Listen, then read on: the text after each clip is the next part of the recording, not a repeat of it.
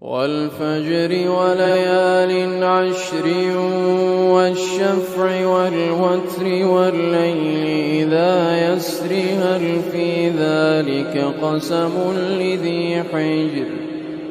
ألم تر كيف فعل ربك بعاد إرم ذات العماد التي لم يخلق مثلها في البلاد ثمود الذين جابوا الصخر بالواد وفرعون ذي الأوتاد الذين طغوا في البلاد فأكثروا فيها الفساد فصب عليهم ربك سوط عذاب إن ربك لبالمرصاد